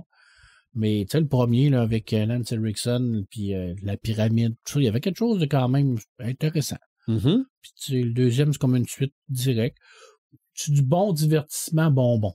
Une série B, comme on dit, là, de luxe. Parce qu'il y a quand même des effets spéciaux, là. Puis les aliens, ça reste toujours que c'est vorace. C'est ça. C'est beau à voir. Tant qu'à être dans la combinaison de personnages iconiques, Freddy contre Jason. Ben oui. C'était attendu, ça, quand même. Oui, hein, parce qu'on en parle. Un peu que tu dis que les fans service pour faire plaisir aux fans, là, ça en était un. Ben, c'est que ça, je pense que ça c'était attendu depuis 10 ans, à peu près, depuis la fin de Jason en enfer. Parce que je m'excuse pour ceux à qui je spoil la fin. Là. Jason se fait attirer dans le sol par un paquet de démons. Et quand le film se termine, on voit le masque sur le dessus de la terre et la main de Freddy qui l'attire en enfer avec lui. Est-ce qu'il y a eu un crossover avec Jason, Michael Myers? Puis... Non. Je pense qu'il était censé en avoir un avec ça serait Ash. quelque chose, avec les trois. Ben, Ash, il y en a eu un avec les Marvel Zombies, je sais pas. J'ai aucune idée. Mais un film que c'était le personnage de Ash dans Evil Dead avec justement Freddy, Michael Myers et tout ça, c'était dans les projets. Mais là, on parle-tu de Ash dans Evil Dead ou Ash dans Army of Darkness? Parce que c'est deux personnages complètement différents. Non, Ash dans la série Evil Dead. Ah, OK. Dans la série. Ouais, le crétin, là. Ah, mon Dieu, ça n'a pas de bon sens. OK. Godzilla et Kong. Oui. Ah oui, ça c'est sûr. Là. Dans un tout autre ordre d'idée, là, je vous amène dans un spécial de Noël que j'ai jamais vu, qui s'appelle le Muppet Family Christmas. OK? Mais c'est que on a à peu près tout amené là-dedans ce que Jim Henson a fait. Oh. Donc, t'avais, oui, les Muppets, mais t'avais Sesame Street puis Fraggle Rock dans le même spécial de Noël. Ça a l'air que ça passe encore aujourd'hui. Je n'ai jamais vu ce spécial de Noël. Non. Mais même Jim Henson est dedans, fait partie des... Je vais te poser une question. Je ne sais pas si tu l'avais dans ta liste, parce que je voulais te le poser comme question. Toi, grand spécialiste, qui veut la peau de Roger Rabbit, est-ce que c'est un crossover? Je mets ça au top. OK. C'est le seul endroit où tu peux voir Donald Duck et Daffy Duck se battre au piano. C'est vrai. Ça, là, j'ai aucune idée comment ils ont pu réussir ça. Ah, puis tu vois aussi Bugs Bunny. Puis, il y en a plein. Qui est avec Bugs Bunny? Il est avec Mickey. Ben oui, je pense il descend en parachute. Puis il dit, avez-vous votre parachute, Doc? Puis le pire, là, c'est qu'ils sont violents. Oui. Je veux dire, faut que je revoie ce film-là. Je l'ai réécouté avec Jules, mon garçon, récemment, puis ça n'a pas pris un ride. OK. Je veux dire, l'animation de tout ça, tu te dis, bâtard, ils ont fait comment? Quand ils interagissent avec les humains, là, encore aujourd'hui, je regarde ça, là, puis je me dis, je suis complètement... C'est ça. Je ne suis pas vilaine, je suis seulement dessiné comme ça. Exact. Je pense que j'ai vu ça au cinéma, moi, la première fois. Tout est bon dans ce film-là. Il n'y a aucun négatif. Si de A à Z, c'est extraordinaire. Non, c'est... Mais ça, moi, je pense que c'est le crossover ultime. Ah, c'était ça ton crossover? Oui. Ah, je t'ai volé ton punch. Non. J'ai pas fini ma liste. OK. Mais ça, je suis d'accord avec toi, là. Mais combiner des univers, c'est difficile de faire mieux. Ouais. Imagine-toi le tas d'argent qu'ils ont dû mettre sur la table. Ben, pour les droits. Ben, on est vraiment à une autre époque. Est-ce qu'on pourrait refaire ça aujourd'hui? Je pense pas. J'ai aucune idée. Tu sais, on voit la bataille qu'il y a avec Sony, puis Fox, puis Marvel. À la limite, peut-être que dans le temps, il était plus prêt aussi à négocier pour échanger des droits, pas nécessairement de façon monétaire. Là. Ouais. Puis ça coûtait pas une fortune comme Master, c'est sûr. Parce qu'aujourd'hui, là, tu veux rajouter un personnage de Sony, là, par exemple les X-Men. Ah non. C'est compliqué, là, ça fonctionne pas. C'est toujours des petites affaires, puis là, ça n'a pas de bon sens. Là. Mais non, j'ai aucune idée comment on a réussi à faire ça. Ben, à la base, je pense que c'est un livre. Ah, je sais pas. Ouais, ça fait pas longtemps que je le sais, là. Probablement parce que c'était pas nécessairement un livre très connu, là. Mais comment on a payé pour tous ces droits-là? Non, puis le travail d'animation qui a été fait là-dessus, là, parce que c'est pas fait à l'ordinateur, c'est fait à la main. Là. Oui. C'est un travail extraordinaire. avec Christopher Lloyd qui se change en toon, là. Mm-hmm. Tu fais comme, mais c'est tellement réel, t'as l'impression. C'est... Non, c'est vrai, il faut que je le revoie parce que juste l'ouverture de ce film-là, qui est un dessin animé, que finalement se termine en disant que, bon, couper, les acteurs s'en retournent chacun chez eux, là. Mais juste ce dessin animé-là, là, ça bûche. Ah oui, c'est, je suis d'accord avec toi dans l'in-crossover, dans les films, là. C'est un bijou. C'est un bijou. C'en est tout un. Tout ce qui est CSI. Okay? Les CSI ici, CSI ça, à un moment donné, tu as 2-3 CSI ensemble dans le même épisode parce que le meurtre combine les trois. Tu as le même principe aussi à tout ce qui est Chicago Fire, Chicago Police, Chicago Hôpital. À un moment donné, il y a un crossover où il y a des personnages qui viennent dans les autres séries. Hannah Montana, Zack et Cody et Raven ont déjà eu toutes... c'est parce que tes enfants sont trop jeunes. C'est le canal Famille, ça, qui est devenu Vrac TV à un moment donné, là. Mais ça, c'est à l'époque d'Hannah Montana, là. T'avais plein de séries du genre, puis à un moment donné, ils ont toutes mis ensemble. Aussi, les Power Rangers avec les Tortues Ninja. Oui.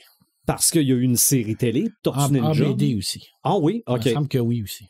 Mais j'écoutais la personne qui présentait ces différents films-là dire « Oui, c'est ridicule, mais quand t'as 8 ans, t'es à l'époque des émissions un peu karaté, kung-fu, arts martiaux, c'était les Tortues Ninja puis les Power Rangers. T'es ça en même temps dans le même épisode. » Les Power Rangers, là, ça a quand même été populaire là, aux États-Unis, là, mais la popularité dans les pays asiatiques, là, c'est extraordinaire. En fait, ce que les gens ne savent pas, c'est que tout ce qui est Power Ranger quand ils sont en costume vient d'émissions asiatiques. Ouais. C'est juste les séquences avec des acteurs américains qui ont retourné. C'est culte, là. C'est il y en a culte, plein. là. Allez voir sur Tubi, il y en a plein. C'est énorme. Je ne sais pas combien de codes d'écoute qu'ils faisaient, là, mais c'est incroyable. Ils appellent pas ça des Power Rangers, c'est les Super Sentai ou quelque chose comme ça, mais je veux dire, il y en a plein. Plein. Là. Et je me rappelle aussi, petite parenthèse concernant les Power Rangers, l'arrivée du Power Ranger blanc, ça avait fait les manchettes. Parce que là, il en rajoutait un de plus. Là. Ou c'était le vert qui changeait de couleur, là, je me rappelle pas trop, là. Mais l'arrivée du Power Ranger blanc, c'est aussi fort que l'arrivée de Mewtwo dans Pokémon. Non, parce qu'à l'époque, il y avait peut-être 99 Pokémon, puis ça, c'était le 100e. Là, maintenant, on les compte plus. Là. Ah non, là, t'en trouves en dessous des tables. C'est ça. Ben oui, absolument. Les Simpsons et Family Guy. Il y a eu un épisode où on a croisé les deux avec un combat entre Homer et mon Dieu, comment il s'appelle le bonhomme, le père dans Family Guy. J'ai jamais écouté Family Guy de ma vie. Hein. C'est ridicule. Mais il y a eu beaucoup de Peter. Il y a eu beaucoup de personnages réels aussi qui sont dans les Simpsons. Là. Oui. Leonard Nimoy, il y en a plein. Là, dans les Pierres à feu aussi. Ça, c'est-tu des caméos? Je sais pas. Oui, moi, je pense que c'est des caméos. Oui, je pense que c'est plus des caméos. Okay. Mais la question que je m'étais posée concernant Family Guy, il y a Family Guy Star Wars. Mais en fait, je pense que c'est plus une parodie. Oui, c'est une parodie. Parce que c'est pas comme si Peter Griffin rencontrait Darth Vader. Là. En effet. Ce qui serait un peu bizarre. Même il aurait pu faire. Tout se peut. Tout se peut. Il n'y a aucune limite. Le multiverse, tout se peut. Je bifurque un petit peu vers les jeux vidéo. Red n'est pas là. Mais la série Kingdom Hearts, ça combine Final Fantasy et l'univers Disney. Ah ouais? Oui. Oh, je savais pas ça. Oui. Aussi, le jeu Super Smash Ultimate. Oui. Je veux dire, t'amènes plein d'univers, d'autres jeux, d'autres compagnies. Oui, ben c'est ça. C'est qu'au départ, c'était Nintendo, mais à un moment donné, ça a comme éclaté pour toute la gang. Là. Tu parlais de droit tantôt, là. le dernier personnage qu'on a amené dans le Super Smash Ultimate, c'est le personnage principal de Kingdom Hearts. Donc, c'est à Disney et à Square Enix. Ça n'a pas été évident de l'amener dans ce jeu-là. C'est pour ça qu'ils l'ont gardé pour la fin. Là. Parce que Disney sont voraces. Oui, mais ils ont tous amené les Kingdom Hearts sur la Switch en même temps. Bon. Il doit y avoir beaucoup d'argent qui joue là-dedans. Probablement.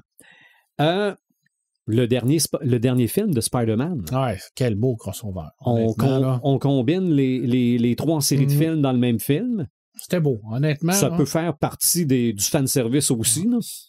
J'étais content, moi, parce que Toby a comme parti tout ça, puis c'était quand même assez extraordinaire de voir Spider-Man à cette époque-là. Parce qu'on s'entend-tu que c'est un personnage qui n'est pas tellement facile à mettre au grand écran, là, un peu comme Iron Man. Là. Mais je trouve que c'est encore pire qu'Iron Man parce qu'il est tellement agile. Puis Andrew Garfield. Oui, Garfield, oui. Après, qui comme était un peu le Spider-Man ingrat. Là, il est arrivé entre les deux, moins populaire, il a moins pogné. J'étais content qu'il redonne un peu... parce qu'il était très bon dans Spider-Man. Ouais. Les films étaient peut-être moins bons que les autres, mais lui, il était bon.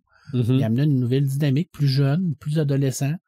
Je trouvais que c'était intéressant de les voir tous les trois. Puis moi, j'aime beaucoup Spider-Man. Ça m'a beaucoup touché. Je suis niaiseux de même, là, mais les voir les trois ensemble, je me disais, c'est quand même mon personnage que j'ai pas mal plus lu, là, dans les comics là, avec Wolverine. Là. Ouais. Puis je trouvais ça beau. Je suis d'accord avec toi. C'était un beau... tant qu'à ça, on peut mettre... les récents films animés de Spider-Man aussi. Oui, exact. Puis il y avait Green Goblin dans William Dafoe qui était là-dedans aussi, qui était revenu. C'était cool, là. Je veux dire, c'était un petit fan service. Oui. Oui. Non, ça, c'est. Mais c'est un bon exemple de crossover qui n'est pas des personnages de deux univers qui se mélangent. C'est carrément le même personnage. Ouais. C'est vraiment les univers qui viennent se converger ensemble. Ouais. Je vais mettre là-dedans le premier Avengers. Oui. Parce que c'est comme tu peux le prendre comme étant la suite du film Thor. Tu peux le prendre comme étant la suite d'Iron Man 2. Tout se combine là-dedans. Ouais. Donc ça, mais il faut dire que c'était un événement en soi, là, la première fois que j'ai vu ce film-là. Là. Mais on peut être très critique sur tout ce que Marvel a fait dans le MCU. C'est vrai qu'il y a peut-être une fatigue à la longue, là, mais il faut qu'on leur donne qu'il y avait bien planifié leurs affaires. De commencer avec. C'est avant que Disney arrive, là, mais bon. Ouais, mais tu sais, tous des films, un à l'autre, pour tout ramener ça, puis quand même garder une ligne qui se tient. Faire des liens entre tout ça. Faire des liens, tout ça, je dis bravo à l'équipe des scénaristes. Là. Ouais. Mais il y avait quand même le matériel source. Exactement. Ils s'en sont bien servis. Ouais, c'est ça. Ouais. Des fois, on s'en sert mal du matériel source. Là, je pense qu'ils ont réussi à aller piger les bonnes choses dans le matériel source puis de l'adapter à notre époque. Oui. Parce qu'il y a quand même des affaires dans le matériel source qui dataient. C'était le danger s'ils n'avaient pas respecté le matériel source. Les fans n'auraient pas embarqué. Exact. Fait que là, ils ont quand même fait quelques changements, mais c'était mineur. C'est un beau travail. Honnêtement, c'est un beau travail. Le premier Iron Man, je voyais une BD à l'écran. Oui, puis c'est un film qui a beaucoup touché Stan Lee aussi, parce qu'il disait qu'il pensait jamais pouvoir voir ça. Oui. Honnêtement, quand il met son armure pour la première fois, tu te dis, OK, là, on rentre dans une autre époque. Il y a eu un avant Iron Man, puis un après Iron Man. C'est ça. On était loin de Robocop. Oui, exact. Malgré que Robocop, c'est encore bon. Là, d'ailleurs, il y a eu un crossover entre Robocop et Terminator. Ça vient de me revenir en BD. OK. Ah bon. Ouais, exactement. Ça devait bûcher un peu. Je m'en souviens pas tant, mais je me souviens, je viens d'avoir un flash de la page couverture, là. Oui. Parce que les deux se tiraient dessus, là. Oui. Fait que faudrait que j'essaie de retrouver ça.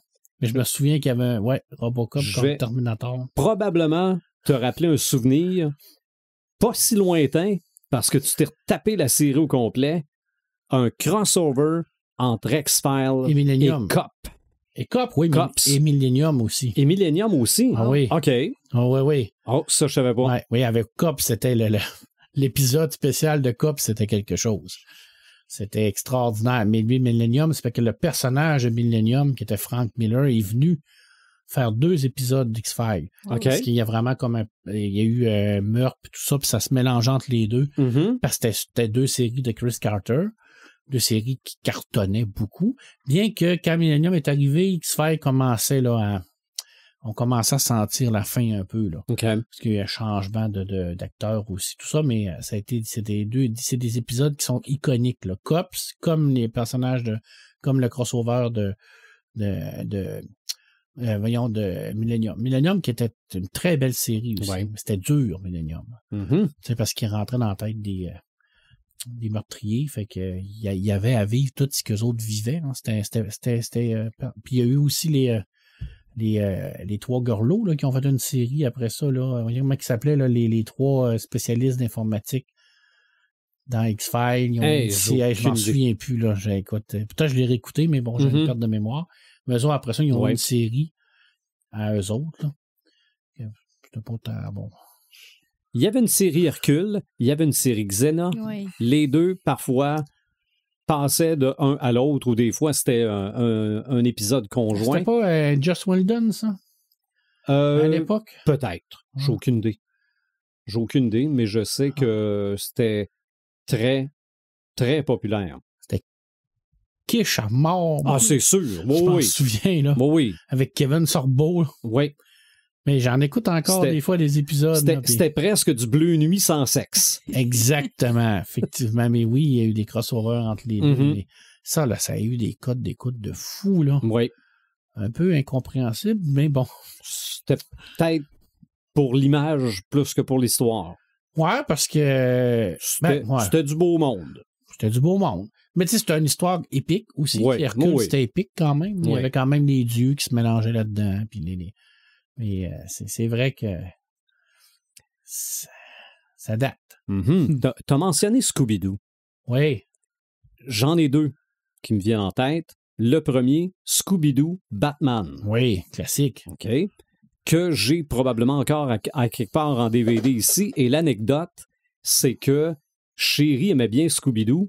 Donc, Fiston a dit « Faut y acheter ce DVD-là pour sa fête ou la fête des mères, je me rappelle pas. » Mais comme c'était Scooby-Doo et Batman, c'est un cadeau un peu intéressé qu'il lui avait acheté. Donc, ma mère a trouvé ça très drôle. On l'a écouté souvent parce que mon garçon aime beaucoup Batman. J'ai Scooby-Doo Kiss aussi, mais ça c'est du fan service, pas un crossover. Scooby-Doo WWE aussi. OK.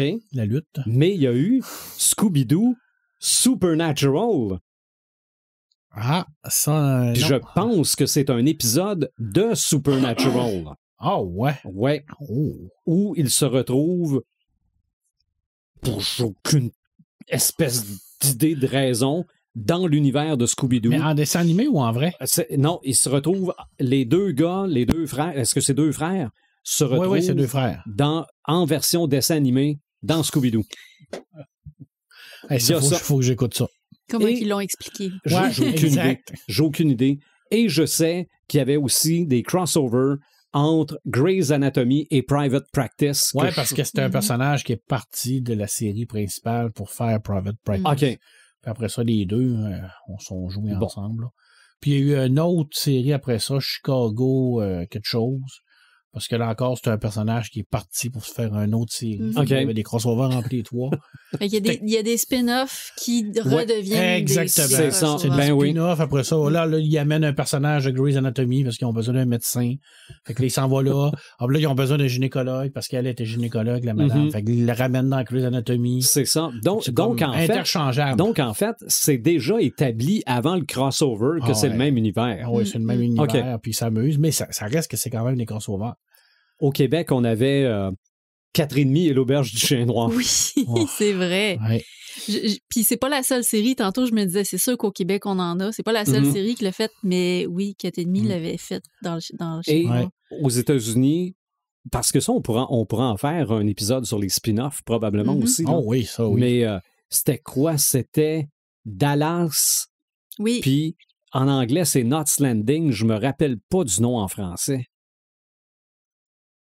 Mais ça se passait en banlieue de Dallas. Mais oui, les soaps américains faisaient des crossovers. C'est ça. Aussi. T'avais Dynasty, les Colby. C'est ça. Moi, j'aimerais ça de Dallas. Dynasty, crossover. Les deux plus grandes séries des Swoops. Mais probablement qu'avant ça... Featuring les Feux de l'amour. Oh là, dans les sons, puis il y avait probablement des crossovers aussi. Ouais, je connais pas assez ça. Moi, regardez, ça c'est du...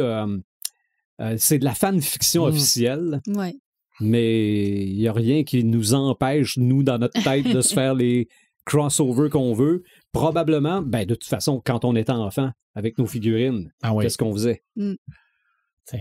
Mais c'est fou à quel point que, tu sais, on est parti avec la base, on pensait aux comics, surtout au début, mais ça a été fait partout. Là. Je veux dire, ça a été repris partout dans tous les types de médias, dans tous les types dans tous les genres aussi. C'est quand même fou de voir comment que c'est quelque chose qui attire les gens. Là. J. Joe, Transformers, ensemble. Oui. Tu sais, c'était comme deux compagnies qui se battaient, mais à un moment donné, pouf. Mais c'est un rêve de fan de voir les deux ensemble. Alors, ils font pas un film. Peut-être, mais qui n'a pas joué à un moment donné avec ses J. Joe et ses Transformers ensemble? Ses Autobots. Qui se battaient contre les vilains Cobra. Donc, l'univers du crossover est très, très grand. Tu parlais des méchants tantôt qui étaient cons, là. Mon petit commentaire Cobra, là, c'est pas mal dans le top des cons. Là. OK. Lui, ça n'était tout un. Là. OK. Puis tu penses que les Stormtroopers tirent mal, là. Les soldats de Cobra, là. Ouais. C'est battre des records. Le méchant dans Inspector Gadget aussi.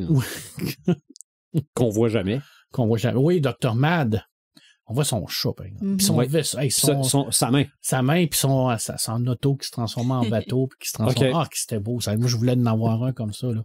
Puis le livre de Sophie. Ah, qui ne voulait pas avoir le fameux livre qui avait toutes les réponses à toutes? Oui. C'était incroyable. C'est une belle série, ça. Oui. Ça, maintenant, on appelle ça ChatGPT d'une tablette. Exactement. C'est en espérant qu'il te donne les bonnes réponses. Oui, non, Sophie avait probablement plus de chances d'avoir les bonnes réponses. Donc, passons à nos Ça m'allume Imaginatrix. Oui, ça m'allume. Moi, en fait, je vous en avais déjà parlé dans le podcast précédent. Je vous avais parlé du RDL Art Battle. Ça fait quand même un mois qu'on s'est pas vu. Là. C'est vrai. Puis, en fait, l'événement s'en venait quand que je vous en ai parlé. Là, on a vécu l'événement. Puis là, mon ça m'allume, c'est que on a enfin pu voir le résultat final des toiles. Parce qu'il faut dire que les artistes s'étaient donné beaucoup de travail pour cette fin de semaine-là. Il y avait 4 histoires à illustrer, 2 artistes. Fait qu'il y en a une 4e toile là, qui s'en vient, qui n'est pas encore dévoilée, mais qui s'en vient prochainement. Mais j'ai enfin pu voir le résultat final pour les 3 autres toiles qui ont été faites. Sont vraiment magnifiques.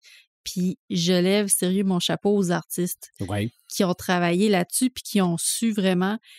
Juste avec le fait de parler avec les auteurs, là, capter l'essence de l'histoire, de la scène qui était racontée, puis être capable de la mettre visuellement, là, de la rendre visuellement, là, c'est vraiment un gros wow. Je trouve ça magnifique. Puis j'avais fait un retour sur mon blog, s'il y a des gens qui s'intéressent, mais le week-end, moi, premièrement, je connaissais Amélie Lebel, parce que c'est l'illustratrice qui a illustré les livres de Cynthia Dubé qu'on a déjà reçus ici. Oui. J'avais pas catché que c'était la blonde à Sébastien dont vous me parlez souvent ici au podcast. Bien connue comme étant Fox. Bien connue comme étant Fox. Fait que là, j'ai fait comme, OK, tu sais, on gravite dans le même univers. Puis tous les auteurs qui étaient présents, je me lançais vraiment là-dedans sans savoir qui j'allais rencontrer puis comment ça allait se passer.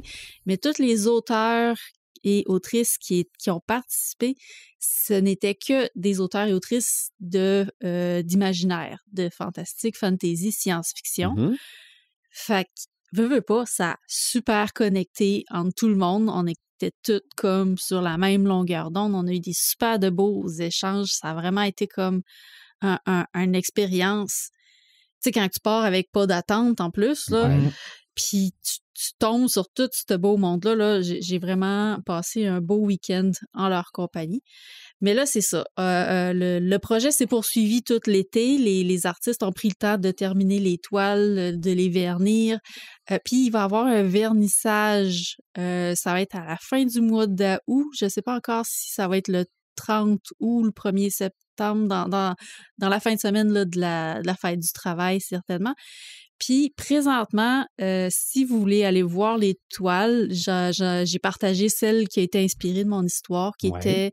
Amélie s'est inspirée de À l'aube des géants, du recueil À l'aube des géants. Elle a illustré une des histoires qui est dans mon recueil. Je l'ai partagé sur ma page Facebook. Si ça vous intéresse d'aller voir le résultat final, puis en suivant le lien, vous allez pouvoir voir aussi celle des autres histoires. Fait que, bref, puis on ramasse des dons aussi. Si jamais vous voulez vous procurer une de ces toiles-là, sont en vente. C'est comme un encan silencieux. Puis, dans le fond, les sous vont aller à l'organisme Multidéfi. Mais bref, c'est possible de devenir propriétaire d'une de ces œuvres-là si vous décidez de faire une mise dessus. J'ai une question. Oui. Quand tu l'as vu, la toile inspirée de ton histoire, t'en as dit quoi? Ah, j'ai trouvé malgré ça... que tu l'as vu probablement... se construire. C'est ça. Je l'ai vu se construire. J'ai trouvé ça capoté de la voir évoluer, tu sais, d'avancer, puis puis Amélie a vraiment le fun à voir travailler aussi, tu sais, de voir elle se renferme comme dans sa bulle, puis tu la vois qu'elle imagine les trucs, puis après ça, elle rajoute des coups de pinceau, puis j'ai trouvé ça vraiment magnifique là, comme expérience à voir. Je l'ai pas vu encore final en vrai. Okay. J'ai vu qu'est-ce qu'on peut voir sur Internet, qu'est-ce qui a été mis sur le site de l'Encan, mais j'ai très hâte de la voir en vrai. Ouais. Puis je crois qu'ils vont être exposés au Café Angers-Desmonts peut-être dans la semaine là, avant le vernissage. Là. Fait que si les gens peuvent pas venir au vernissage, s'ils peuvent pas venir, parce que le vernissage, ça va être le moment où on va les donner à l'Encan aussi. Fait que si les gens veulent venir les voir dans la semaine avant, là, ou peut-être même quelques semaines avant, vous allez pouvoir aller les voir chez Angers-Desmonts. Ouais. Vas-tu miser? Je sais pas. J'ai envie de laisser quelqu'un... Okay. Mais ça me tente vraiment beaucoup. Mais là, je me dis, bon, OK, si les auteurs ont fini tout avec nos œuvres, je sais pas, je suis en réflexion, mais elle est vraiment cool, puis... Tu sais, j'ai dit juste le ciel. J'ai tellement essayé souvent de prendre des photos de ce ciel-là, de la façon dont je le décris dans mon histoire. J'ai jamais été capable, mais elle, tout de suite, avec la peinture, elle a été capable de le refléter exactement comme je l'imaginais, là. Fait que, non, ça a été une expérience assez tripante. Paperman. Hey, j'ai lu, moi, pendant mes vacances, beaucoup. Puis j'ai fait des expériences littéraires. C'est-à-dire que j'ai pigé dans mes vieilles boîtes que j'ai, parce que j'ai à peu près une cinquantaine de boîtes qui traînent dans le sous-sol. Avec plein de livres que je ramasse un peu partout, puis que je m'en fais donner. Puis bref, j'ai pigé là-dedans. Puis j'ai quand même trouvé des petits bijoux, mais il y en a un qui m'a vraiment très impressionné. Puis il fallait que je vous en parle aujourd'hui. C'est quand même un livre qui date de 99, donc qui est encore disponible. Si vous voulez l'avoir, c'est aux éditions à lire, donc c'est quand même assez disponible. Joël Chapetier, c'est un auteur de SF et de fantastique et de fantasy au Québec, qui malheureusement décédé très jeune, à une jeune cinquantaine, une maladie, cancer, je crois, qui est un auteur quand même majeur. Il y a un prix à son nom, d'ailleurs. Il y a eu un prix à son nom aux Utopiales aussi, qui est un des plus gros festivals de littérature de genre au monde. Et je suis tombé là-dessus, je traînais ça, un vieux livre tout raboché, plié en deux, puis tout. Je ramasse plein d'affaires que j'avais pas lu parce que j'ai pas le temps de tout lire. C'est La Taupe et le Dragon, c'est son premier roman de science-fiction. Puis je me suis dit, pourquoi pas? Roman de poche, je m'en vais à la plage, je m'en vais à l'île du Prince-Édouard, je n'amènerai pas mon gros bouquin de Brackenen qui pèse une tonne dans mes bagages, que je pogne ça, je m'amène ça là-bas. J'ai aucune idée. Je connais l'auteur, bien entendu, parce qu'il a beaucoup publié dans Solaris, puis il a fait beaucoup de La Peau Blanche, entre autres, qui est un roman extraordinaire et qui a été adapté en film aussi. Fait que je rentre là-dedans, dans cette lecture-là, écoute, c'est 368 pages que j'ai dévorées. Pas de temps, vite parce que je me gardais j'avais envie de le lire tout d'un coup, mais je me garde, faut qu'il dure tout le temps de mon voyage, donc faut que je prenne des pauses. Écoute, on est dans de la science-fiction très intelligente, mais subtile. On est dans un univers qui se passe dans un futur. La date, c'est pas important. La Terre a eu beaucoup de changements. On voit qu'il y a eu des problématiques qui a été résolu et d'autres non. Il y a eu une fuite massive des Chinois dans une nouvelle planète qui a été trouvée et ils ont fait la nouvelle Chine là-bas. Et une planète où il y a un soleil qui est l'œil du dragon, qui est une genre d'étoile qui tous les jours apparaît, mais qui est très, très nocif pour la santé. Si tu le regardes, tu deviens aveugle. Il y a beaucoup de radiation. Donc, il faut vraiment que tu t'adaptes à tout ça. Mais il y a quand même eu un départ massif des Chinois, puis c'est devenu la nouvelle Chine. Et pour se construire, il a fallu qu'ils empruntent énormément d'argent à la Terre pour pouvoir tout développer ça. Et à un moment donné, ils ont décidé de plus payer. Puis, bien entendu qu'il y a quand même des terriens là-bas, de l'espionnage pour savoir qu'est-ce qui se passe et tout ça. Puis, ils ont perdu contact avec un de leurs contacts là-bas, un de leurs espions. Et il a envoyé un jeune agent qui s'appelle Tanner, qui lui part de la Terre pour aller en Nouvelle-Chine pour essayer d'investiguer qu'est-ce qui est arrivé avec mon contact, avec notre contact là-bas. Fait que c'est vraiment un thriller politique, espionnage, dans l'espace, dans la Nouvelle-Chine, qui est extraordinairement bien écrit. Écoute, ce gars-là, c'est un écrivain de génie, là. Et je me disais, tabarouette, on est réellement dans une grosse histoire, très bien ficelée. On n'est pas dans les bing-bang paf, les grosses affaires d'action. On est vraiment dans de l'ASF très, très, très subtil, très intelligente. Mais c'est le côté thriller qui m'a embarqué là-dedans. C'est vraiment une histoire d'espionnage. Ouais. Parce que t'es comme tout le temps comme sur notre bout de ta chaise, te dire OK, c'est qui le traître, c'est qui a amené ça, puis pourquoi que là, ces deux agents-là, ils les suivent, mais c'est qui les a envoyés là, pourquoi ils veulent les tuer, puis tout ça, puis tu sais, ils n'ont pas d'armes parce que c'est super mal vu là-bas en Nouvelle-Chine. Les Européens sont mal vus, donc il faut qu'ils se déguisent en chinois, il faut qu'ils changent tout son facial, puis c'est vraiment hyper intéressant. Puis j'ai fait comme tabarouette, je suis content d'avoir pris ça, puis d'avoir trouvé ça, un petit bijou comme ça, puis c'est le fun des fois de découvrir ça, même si je connaissais l'auteur, c'est vraiment un de ses premiers romans de SF, puis c'est vraiment très bon. J'ai vraiment beaucoup aimé cette lecture-là, puis je le recommande à tous les gens, les personnes de ce genre-là, puis ça finit quand même sur une possible suite que j'ai jamais eue, mais tu sais, il y avait un potentiel pour développer cet univers-là, parce qu'il y a quand même beaucoup de réponses, questions qui sont sans réponse, mais en même temps, le thriller, espionnage, il faut qu'il y ait des questions sans réponse. Sinon, si tout est répondu, c'est plus de l'espionnage. Tu sais. Il n'y a plus de côté énigmatique et tout ça. Fait, j'adorais ça, c'est vraiment bon. Puis tu sais, c'est de la science-fiction, mais tu sais, c'est les science-fiction plus au niveau de l'univers, tu sais, les vaisseaux spatials pour se promener, ils se promènent toujours avec une valise qui est un cryo-kit. Puis jamais il explique c'est quoi un cryo-kit. Là, tu te dis, mais c'est quoi ça? C'est quoi? Puis, tu sais, un moment donné, il parle avec son collègue, puis il dit, pourquoi t'as amené ça? Puis, tu dis, non, j'aime pas ça, le cryo-kit, puis je travaille pas avec ça. Puis, un moment donné, il s'en sert quand il retrouve le fameux contact, qui malheureusement va décéder. Ben, un cryo-kit, c'est une machine qui te permet de garder une tête en cryogénie pour pouvoir, avec la technologie qu'ils ont, de récupérer les informations dans le cerveau. Donc, mais c'est pas automatique, là. Tu sais, je veux dire, c'est quand la personne décède, là, il faut qu'il mette un petit produit dans le cou, puis il faut qu'il coupe la tête lui-même avec un scalpel. Puis écoute, tu lis ça, puis tu fais comme, tabarnak, je comprends pourquoi que le gars voulait pas l'utiliser, le cryo-kit, là. Parce que c'est salissant, hein?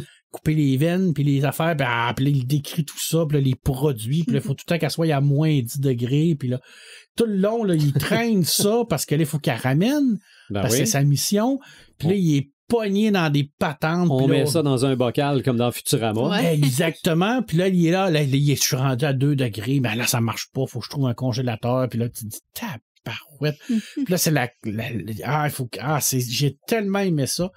Puis la finale est vraiment bonne. Là. C'est vraiment une finale coup de poing. Là. Ouais. Puis, j'adorais ça. Puis je connaissais l'auteur par La Peau Blanche, entre autres. Je savais que c'était un de nos grands auteurs de genre qu'on a eu au Québec. Ben, la preuve, si ça c'est son premier roman de SF, là, ça frappe fort. Là. Ouais. Puis, on le connaît pas. C'est ça qui est plate. Tu sais, je veux dire, c'est quelqu'un que le grand public devrait connaître plus, mais il est comme... parce qu'il faisait de la littérature de genre, il est bien connu. Ça me fait suer un peu, parce que ce gars-là, il écrit, là... C'est quoi, la science-fiction, c'est une sous-catégorie? Ouais, c'est de la paralittérature. La paralittérature, exactement ça. C'est ça. Mais écoute, tu lis ça, là, puis le roman a été traduit en anglais, d'ailleurs. Il y a eu des critiques dithyrambiques de tous les gens qui l'ont lu aux États-Unis, un peu partout dans le monde. C'est de la grande littérature, puis c'est québécois. On a des bons auteurs, des bons autrices. Au niveau de genre ici, là. Puis on n'en parle pas souvent. Puis moi, le premier, je devrais en parler plus. Puis, Colin, c'est beau. Tu viens de te trouver un objectif pour la rentrée scolaire. Oui, tout à fait. Je pense que oui, cette année, je vais essayer vraiment de focusser là-dessus, puis de mettre ça en évidence. Puis de se dire que oui, il y a des grands auteurs de SF partout dans le monde, aux États-Unis, en Angleterre, en Europe, au Québec aussi, on en a, SF, fantasy, steampunk, nomme-les, toute la littérature de genre, là. C'est florissant ici au Québec. On a des gens qui sont extraordinaires. Puis parce qu'on a ce petit côté de dédain-là, de les grandes médias qui n'en parlent pas, parce que c'est pas de la littérature pour eux autres, on en entend moins parler, et pourtant, c'est la grande littérature. Ben oui. Voilà. Oui, c'est un bel objectif. Je vais me mettre ça comme objectif cette année. OK. Faire connaître ça, puis mettre ça en valeur. On va travailler là-dessus. Merci. Pourquoi pas? Puis deuxième petit samalume, Alien Earth qui est commencé. Nouvelle série sur Disney+, sur Alien. Très bon. À date du premier épisode. Donc c'est quand même assez... c'est trop récent encore, puis c'est pas assez développé pour avoir une idée d'ensemble, là. Mais c'est très beau, très liché. Au niveau des effets spéciaux, c'est c'est bien fait. Si ça te donne le goût de voir l'épisode 3... Ah, c'est clair. Regarde, ça veut dire que ça a fait la job. Un par semaine, c'est Disney, hein? Fait qu'il faut que... peut-être que des fois, dans Daredevil, ils en mettaient 2 en même temps. Mais je sais pas combien d'épisodes qu'il va en avoir non plus. Fait que c'est des épisodes de 40 minutes, 40-45 minutes, ça s'écoute bien. Si vous aimez Alien, l'univers d'Alien, là, vous allez être comblé parce que c'est vraiment très... Ben moi, j'ai toujours eu peur des aliens, là, mais moi, j'ai trouvé ça épeurant. Fait que ça vient me chercher. À date, j'aime ça. OK. Ouais. Moi, j'en ai 3. Je vais être bref. Le premier, c'est que pour les 40 ans du film Réanimateur, on le sort en 4K bourré de documentaires. Tu vas l'acheter. Probablement que je vais mettre ça dans ma collection parce que on peut-tu appeler ça un film culte? En tout cas, c'est la meilleure adaptation d'une nouvelle de Lovecraft, c'est sûr. Après Dagon. Peut-être pas, non. Mais c'est le même qui a fait Réanimateur qui a fait Dagon. C'est vrai. Stuart Gordon? Oui, absolument. Il a mieux réussi avec Réanimateur. Donc, oui, probablement que je vais me l'acheter. Mais ceci dit, Dagon aussi est un film culte. Probablement. En tout cas... Pas pour les mêmes raisons, mais c'est quand même un film culte. Mais il n'est pas là pour se défendre, là, mais Red l'aime bien, lui, celui-là. Oui. L'as-tu vu, toi, Joël? Oui. C'est mouilleux, hein? Oui, c'est ça. C'est ça. Oh non, mon téléphone, il marche plus. Ah non, moi... Mais bon. Je vais me contenter du Réanimateur et des documentaires. Deuxième, ça m'allume, Lego Game Boy. Parce que. Il n'était pas dans le catalogue de Lego que j'ai reçu récemment. Je reçois le catalogue de Lego par la poste. Ça a remplacé ton catalogue de Noël de Sears, ça. Puis il est en français. Ah ouais. Tu as-tu demandé le catalogue ou non, mais j'ai déjà commandé directement chez Lego. Parce qu'ils savent que, ils savent que tu es un bon client. Non, mais c'est pas des fous. Ils connaissent ton numéro de carte de crédit par cœur. Oui, j'ai la date de mise en vente d'inscrite dans mon agenda. C'est sûr qu'ils t'ont dans le collimateur puis ils savent que tu vas l'acheter. Mais bon.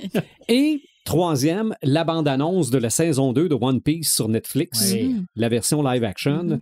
Je connais pas le manga, j'ai pas regardé l'animé, mais j'ai regardé la première saison.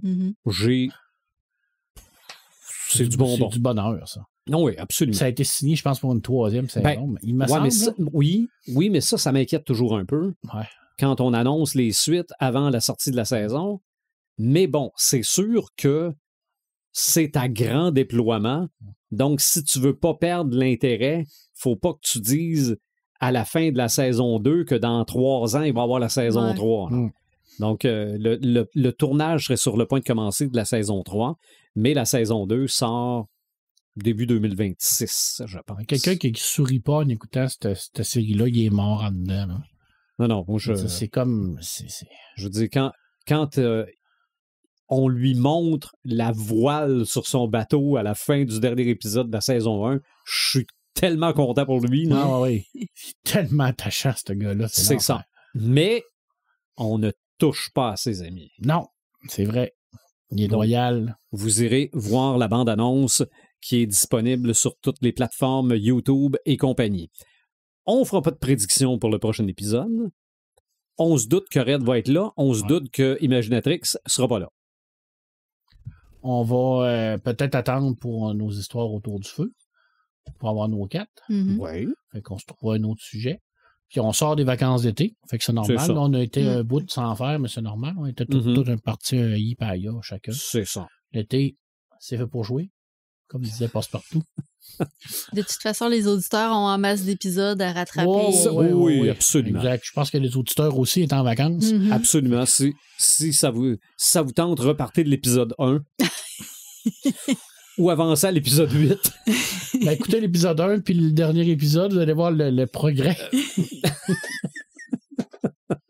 Écoutez 4 minutes de l'épisode 1. Et merci d'écouter celui-ci.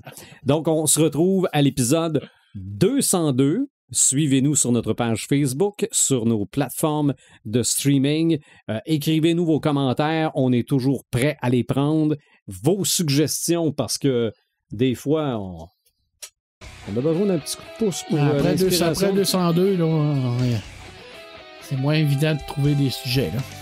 On a encore une liste. Ah oui, la liste est encore là. Des icebergs, il y en a partout. On se retrouve au prochain épisode.